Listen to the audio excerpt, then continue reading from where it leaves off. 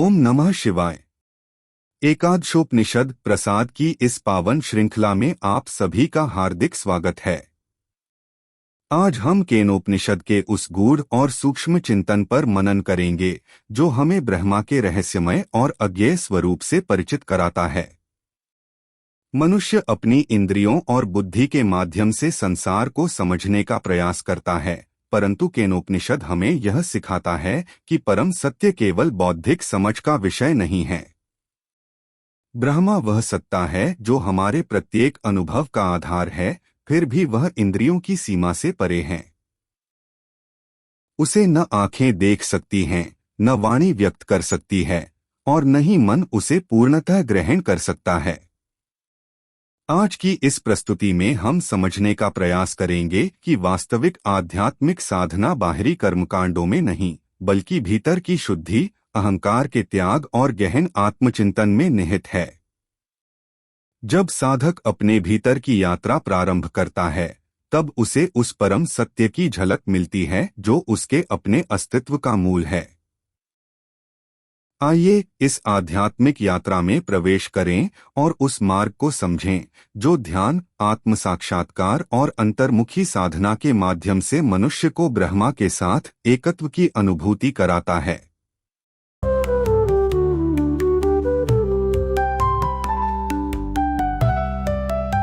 हाँ, नमस्कार। आज की इस विशेष गहन चर्चा में आप सभी का स्वागत है।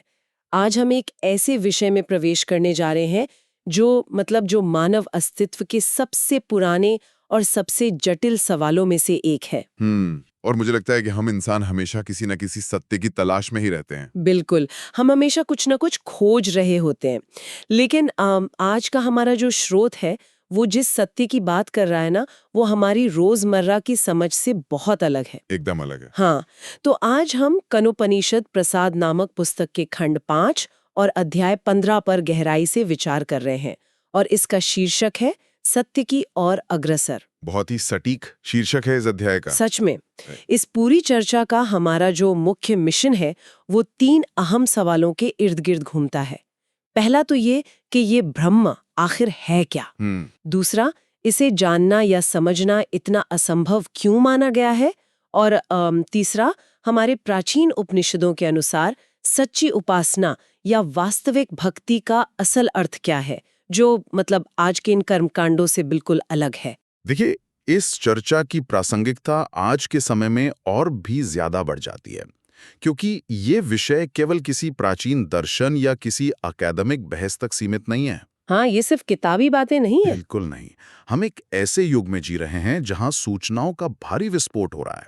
हर तरफ बस एक मानसिक शोर है। सच कहा, एक अजीब सी भागदौड़ मची हुई है। हाँ, और ऐसे में ये स्रोत ज्ञान के मूल तक पहुंचने और अपनी खुद की आंतरिक यात्रा को समझने का एक बहुत ही शानदार अवसर देता है।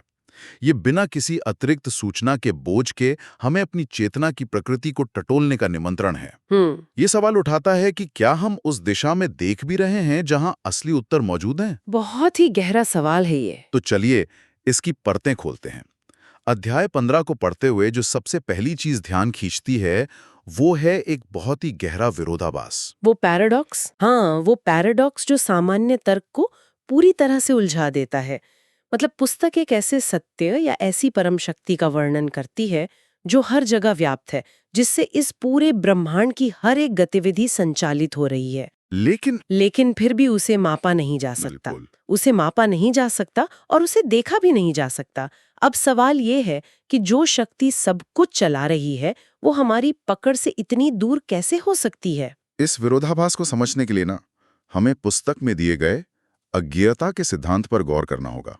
अज्ञेयता मतलब जिसे जाना न जा सके। हाँ, लेकिन यहाँ अज्ञेयता का अर्थ केवल ये नहीं है कि हम किसी चीज के बारे में अभी नहीं जानते और भविष्य में किसी नई तकनीक से जान लेंगे। अच्छा। इसका अर्थ है कि वह शक्ति हमारी जानने की प्रक्रिया से ही बाहर है। उपनिषद स्पष्ट करता है कि ब्रह्म को हमारी इंद्रियों से देखा नहीं जा सकता, मन से समझा नहीं जा सकता और बुद्धि से मापा भी नहीं जा सकता। तो हमारे पास जो समझने के साधन हैं, वो ही नाकाफी है। एकदम सही।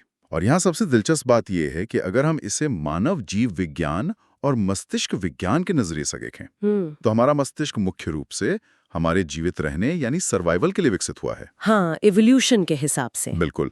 इसका काम है खतरे को पहचानना, भोजन खोजना और भौतिक दुनिया की चीजों को अलग-अलग श्रेणियों में बांटना। मस्तिष्क परम सत्य को अनुभव करने के लिए नहीं, बल्कि इस भौतिक संसार में बस काम चलाने के लिए बना है। ये बहुत ही बढ़िया पॉइंट है। इसलिए जब हम अपनी इस सीमित बुद्धि से उस असीम ब्रह्म को मापने की कोशिश करते हैं, तो वो प्रयास विफल होना ही है। 100% विफल होना है। ये जीव विज्ञान वाला पहलू इस पूरी अवधारणा को एक नया आयाम देता है।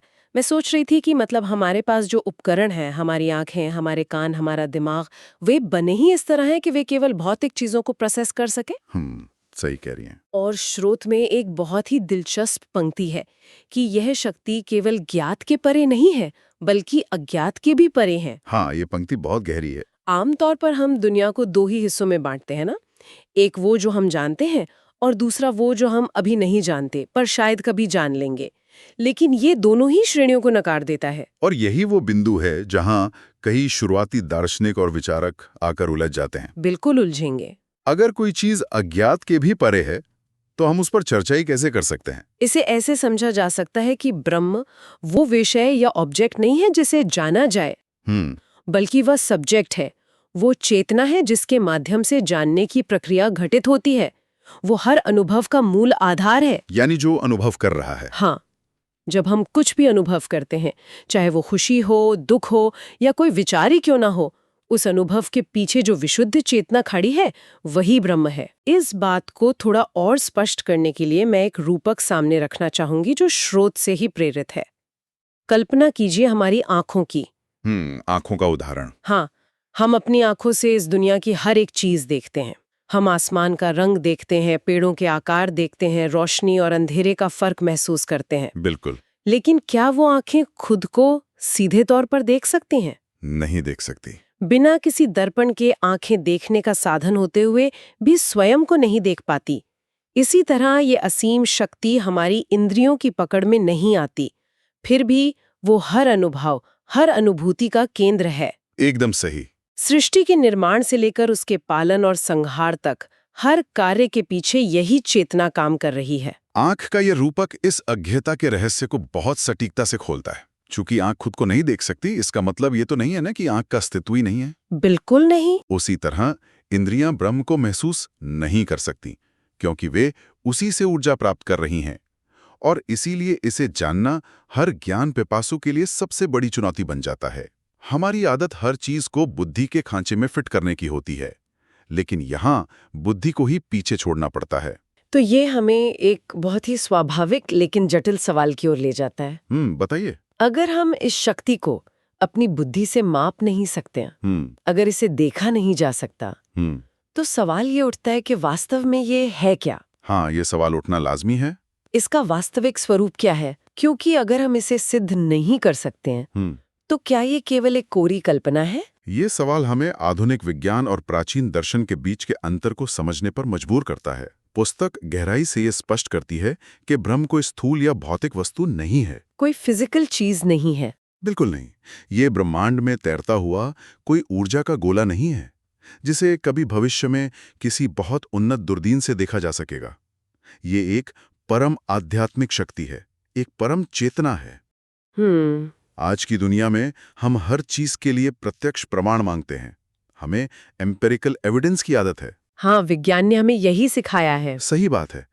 अगर किसी चीज को मापा नहीं जा सकता, तो हम मान लेते हैं कि वो है ही नहीं। लेकिन ये दृष्टिकोण हमारी अपनी व्यक्तिपरक अनुभूतियों की उपेक्षा कर देता है। व्यक्तिपरक अनुभूतियां मतलब हमारे अपने आंतरिक अनुभव? हाँ, हमारे भीतर जो ये एहसास है कि हम हैं, जो चेतना हमारे हर विचार को देख रही है, उसे किसी बाहरी प्रमाण की आवश्यकता नहीं होती। ब्रह्म को किसी बाहरी उपकरण से नहीं, बल्कि केवल आंतरिक अनुभव और आत्म साक्षात्कार के द्वारा ही समझा जा सकता है। आत्म साक्षात्कार या सेल्फ रियलाइजेशन का ये विचार अध्याय 15 में बहुत प्रमुखता से उभरा है।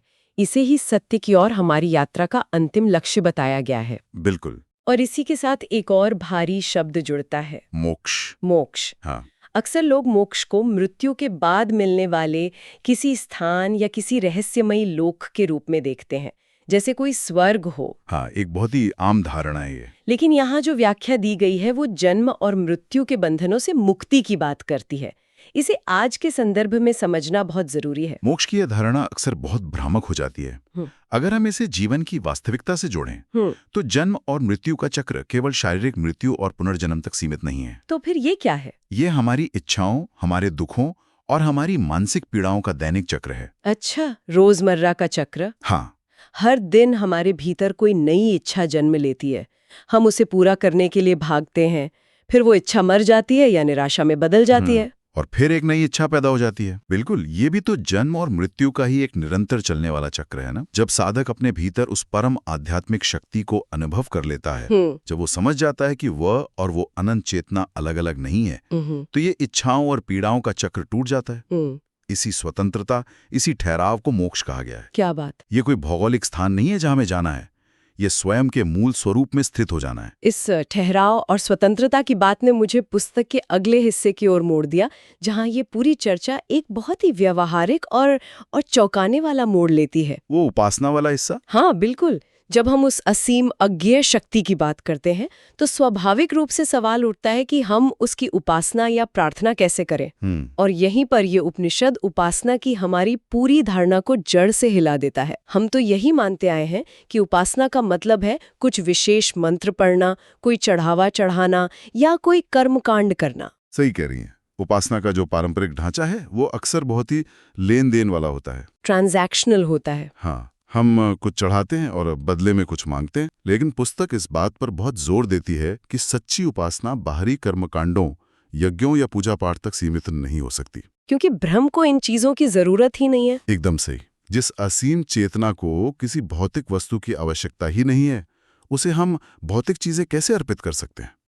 नहीं कर सकते। इसलिए सच्ची उपासना कोई शारीरिक क्रिया नहीं है, बल्कि ये आत्मा की एक निरंतर चलने वाली आंतरिक यात्रा है। ये किसी बाहरी सत्ता को प्रसन्न करने का प्रयास नहीं है, बल्कि अपने स्वयं के भीतर की सच्चाई को उघाड़ना है। ये आंतरिक यात्रा की बात सुनने में जितनी शांत और सरल लगती है ना, असल में शायद ये उतनी ही मुश्किल है। बहुत मुश्किल है। इस संदर्भ में भक्ति का जो असली अर्थ समझाया गया है वो बहुत गहरा है।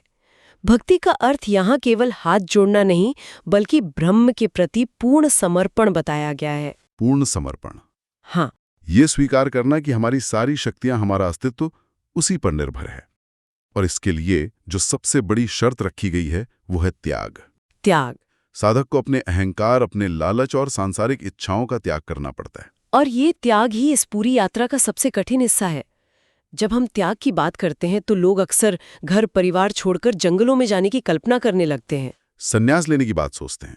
हाँ, लेकिन यहाँ जिस त्याग की बात हो रही है वो मानसिक है, वो अहंकार का त्याग है, ईगो का त्याग। बिल्कुल। हमारा पूरा जीवन, हमारी पूरी पहचान इस मैं के इर्द गिर्द बुनी होती है। मेरी नौकरी, मेरी उपलब्धियां, मेरी मान्यताएं। हम अपने विचारों और अपनी सामाजिक पहचान को ही अपना सच्चा स्वरूप मान बैठते हैं। जब तक ये मजबूत मैं खड़ा है, तब तक पूर्ण समर्पण घटित ही नहीं हो सकता। क्योंकि जहां अहंकार है वहां दूरी है। एकदम सही। जहां अहंकार है वहां द्वैत है, यानी मैं अलग हूं और परम सत्य अलग है। यह दूरी बनी रहती है। मीडिया पर अपनी एक आदर्श छवि गढ़ते हैं, हाँ, डिजिटल युग में अपने प्रोफाइल को दुनिया के सामने चमकाते हैं। वहां इस अहंकार को छोड़ने की बात करना भी एक विडंबना लगती है। हम सब इस मैं को बड़ा करने में ही तो लगे हैं। बिल्कुल लगे। और स्रोत स्पष्ट कहता है कि जब तक ये अहंकार नहीं गिरता, असली भक्ति शुरू ही नहीं होती। बाहरी संसार के झूठे बंधनों और अपनी ही बनाई गई इस झूठी पहचान से मुक्त होकर अपने सच्चे स्वरूप को पहचानना ही वास्तविक उपासना है। इस झूठी पहचान का गिरना कोई साधारण घटना नहीं है। ये एक तरह की मनोवैज्ञानिक मृत्यु है, साइकोलॉजिकल डेथ। हाँ, इसी वजह से सच्ची उपासना इतनी दुर्लभ है। हम ईश्वर से सब कुछ मांगना चाहते हैं, लेकिन खुद को बचाए रखना चाहते हैं। हम खुद को मिटाना नहीं चाहते। बिल्कुल। जबकि ये उपनिषद सिखाता है कि उपासना में कुछ मांगना नहीं है, बल्कि खुद को ही मिटा देना है। बाहरी संसार की उपलब्धियों और सुखों की दौड़ में जो ऊर्जा बर्बाद हो रही है, उसे समेटकर भीतर की ओर मोड़ना है। जब साधक इस अहंकार और लालच से मुक्त होता है, केवल तभी वो उस परम चेतना के साथ एक लय में आ पाता है। लेकिन यहाँ आकर एक बहुत बड़ी व्यवहारिक अड़चन सामने खड़ी हो जाती है। कैसी अड़चन? देखिए, हम इस दर्शन को समझ रहे हैं, इसकी गहराई की सराहना भी कर रहे हैं। हमने मान लिया कि सच्ची उपासना आंतरिक यात्रा है, बाहरी कर्मकांड नहीं। हाँ। लेकिन आखिर ये यात्रा की कैसे जाए? ये सबसे बड़ा सवाल है। हम एक ऐसे युग में हैं जहां हमारे फोन हर 10 मिनट में बजते हैं, ईमेल के नोटिफिकेशंस लगातार हमारा ध्यान खींचते हैं और दिमाग हमेशा कल की चिंताओं में उलझा रहता है। सही बात है। इस शोर शराबे वाली दुनिया में ये आंतरिक यात्रा, ये अहंकार का त्याग कैसे संभव है? अध्याय 15 इस दुविधा का समाधान भी प्रस्तुत करता है। इस आंतरिक यात्रा का सबसे महत्वपूर्ण और व्यवहारिक साधन बताया गया है ध्यान और आत्मचिंतन। मेडिटेशन। हाँ, मेडिटेशन। लेकिन यहाँ ध्यान का मतलब केवल आंखें बंद करके बैठ जाना नहीं है। तो फिर क्या है? ध्यान कोई निष्क्रिय अवस्था नहीं है। ये अपनी चंचल इंद्रियों और भागते हुए मन को शांत करने की एक बहुत ही सक्रिय और गहरी साधना है। बाहरी दुनिया के जो विकर्षण हैं, जो निरंतर हमारा ध्यान बांटते हैं, उनसे अपनी चेतना को वापस खींचने की प्रक्रिया ही ध्यान है। ये ध्यान खींचने वाली बात बहुत महत्वपूर्ण है। जब हम ध्यान करने बैठते हैं तो सबसे पहले हमें अपनी ही अशांति का सामना करना पड़ता है। बिल्कुल करना पड़ता है। आंखें बंद करते ही दुनिया भर के विचार, ऑफिस के काम, पुराने झगड़े सब दिमाग में घूमने लगते हैं। ये स्वाभाविक है। मन का स्वभाव ही लगातार विचार पैदा करना है। लेकिन स्रोत के अनुसार बाहरी दुनिया के इन विकर्षणों से दूर होकर अपने भीतर झांकने का निरंतर प्रयास ही साधक को सत्य के मार्ग पर ले जाता है। इसे समझने के लिए हम एक बहुत ही पुराने और सटीक उदाहरण का सहारा ले सकते हैं। मन की तुलना एक गहरी झील से की जा सकती है। एक झील? हाँ, जब झील के पानी की सतह पर लहरें उठ रही हों, हवा चल रही हो, तो क्या आप झील की गहराई में देख सकते हैं? बिल्कुल नहीं देख सकते। पानी धुंधला हो जाता है। लहरें पानी को धुंधला कर देती हैं, लेकिन जब हवा रुक जाती है, पानी बिल्कुल शांत हो जाता है, तो झील का तल एकदम स्पष्ट दिखाई देने लगता है। ये झील का रूपक इस पूरी प्रक्रिया को शीशे की तरह साफ कर देता है। हमारी इंद्रियों के माध्यम से आने वाली सूचनाएं और हमारी इच्छाएं ही वो लहरें हैं जो मन रूपी झील को अशांत रखती हैं। एकदम सही पकड़ा आपने। और जब तक ये अशांति है, हम अपने भीतर उस परम चेतना को, उस तल को नहीं देख सकते। ध्यान वो प्रक्रिया है जो धीरे धीरे इन लहरों को शांत करती है, ताकि हम अपने सच्चे स्वरूप को देख सकें। और यही कारण है कि ये निष्कर्ष निकाला गया है कि सत्य की खोज केवल पढ़कर, बहस करके या बुद्धि के बल पर नहीं की जा सकती। ज्ञान का संचय आपको विद्वान तो बना सकता है, लेकिन मुक्त नहीं कर सकता। बहुत बड़ी बात है ये। मुक्ति के लिए उस शांत मन रूपी झील में आत्मचिंतन करना ही पड़ता है। जब ध्यान गहरा होता है तो बाहरी शोर, ईमेल नोटिफिकेशन, सामाजिक पहचान, ये सब अपने आप महत्वहीन हो जाता है। वो सब पीछे छूट जाता है। बिल्कुल। और तब साधक आंतरिक ब्रह्म के साथ एकाकार होने का अनुभव करता है। यही वो तरीका है जिससे उस असीम शक्ति के साथ एकत्व प्राप्त होता है। अगर हम आज की इस पूरी चर्चा के धागों को एक साथ पिरोएं, तो हमने जो कुछ भी इस स्रोत से समझा है, वो एक बहुत ही स्पष्ट, सीधा लेकिन चुनौतीपूर्ण मार्ग दिखाता है। हाँ, मार्ग सीधा है पर आसान नहीं। ये कोई ऐसी चीज नहीं है जिसे कोई और हमारे लिए कर सके। इस चर्चा का सार यही है कि ब्रह्म, जो इस सृष्टि का मूल है, उसे जानना आसान नहीं है। वो अज्ञेय है, हमारी साधारण समझ से परे है। इसे बाहरी दुनिया की किसी प्रयोगशाला में सिद्ध नहीं किया जा सकता। न ही यह किसी बाहरी कर्मकांड या संसार के सुखों को बटोरने से प्राप्त होगा। सही बात है। इसके लिए जो मूल्य चुकाना पड़ता है, वो है हमारे अपने अहंकार का पूर्ण त्याग और निरंतर आत्मचिंतन। सच्ची उपासना शरीर के बाहर किसी मंदिर या वेदी पर नहीं, बल्कि आत्मा की गहराइयों में घटित होती है, भीतर घटित होती है। हाँ, यह उस जीवनदायिनी शक्ति को पहचानने की प्रक्रिया है जो हमारे हर श्वास और हर विचार के पीछे मौजूद है। जब ये अनुभूति होती है, तभी साधक और वो परम सत्य एक हो जाते हैं। आज की इस भागदौड़ और सूचनाओं से भरी दुनिया में ये प्राचीन ज्ञान हमें एक बहुत ही जरूरी ठहराव देता है। हम सब बाहर की दुनिया में कुछ न कुछ साबित करने में लगे हैं। एक अंधी दौड़ का हिस्सा बने हुए हैं। हाँ, एक दौड़ का हिस्सा बने हुए हैं, लेकिन कनोपनिषद प्रसाद का ये अध्याय हमें प्रेरित करता है कि हम रुकें, अपने भीतर झांकें और उस शक्ति से जुड़ें जो हमारी हर गतिविधि का आधार है।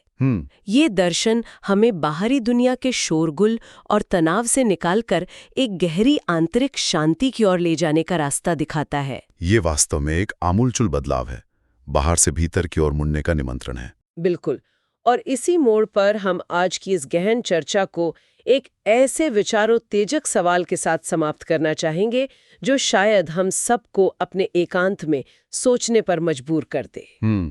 स्रोत बहुत ही स्पष्ट रूप से कहता है कि सच्ची उपासना और सत्य की प्राप्ति के लिए हमें अपने अहंकार और अपनी सभी सांसारिक इच्छाओं को पूरी तरह से त्यागना होगा। लेकिन जब हम अपने जीवन की सबसे कीमती मान्यताओं को देखते हैं, अपनी उन उपलब्धियों को देखते हैं जिन्हें हमने सालों की मेहनत से खड़ा किया है, जो हमारी पहचान बन चुकी हैं, बिल्कुल, तो क्या हमारा यही मैं, यही अहंकार सत्य की उस आंतरिक यात्रा में सबसे बड़ी बाधा नहीं बन जाता? बहुत बड़ा सवाल है। यदि हमें आज इसी पल अपनी वो आंतरिक यात्रा शुरू करनी हो, तो वो कौन सी पहली सांसारिक इच्छा या हमारी पहचान का वो कौन सा हिस्सा होगा जिसे छोड़ना हमारे लिए सबसे अधिक पीड़ादायक होगा? इस पर गहराई से विचार करने की जरूरत है। इस पर विचार कीजिएगा। आज की इस गहन चर्चा में हमारे साथ गहराई तक उतरने के लिए आप सभी का बहुत बहुत धन्यवाद।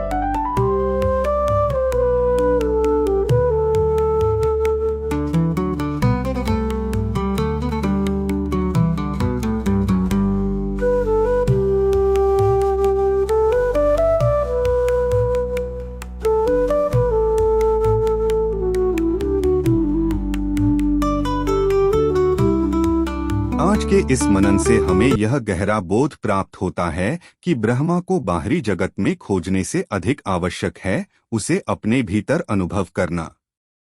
केनोपनिषद हमें यह सिखाता है कि परम सत्य को केवल तर्क या इंद्रियों के माध्यम से नहीं जाना जा सकता। उसे अनुभव करने के लिए साधक को अपने अहंकार, आसक्ति और अज्ञान को त्यागना पड़ता है। जब मनुष्य ध्यान और आत्मचिंतन के माध्यम से अपने भीतर उतरता है, तब धीरे धीरे उसे यह अनुभव होने लगता है कि वही परम चेतना उसके अस्तित्व के मूल में स्थित है। यही अनुभूति आत्मज्ञान का द्वार खोलती है और साधक को मोक्ष की दिशा में अग्रसर करती है। अंततः यह शिक्षा हमें स्मरण कराती है कि जीवन की वास्तविक यात्रा बाहर नहीं, भीतर की ओर है।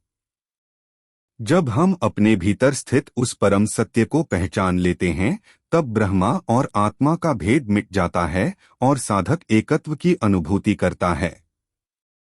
इसी आत्मबोध और शांति की भावना के साथ आज की इस प्रस्तुति को यहीं विराम देते हैं। ओम शांतिः शांतिः शांतिः।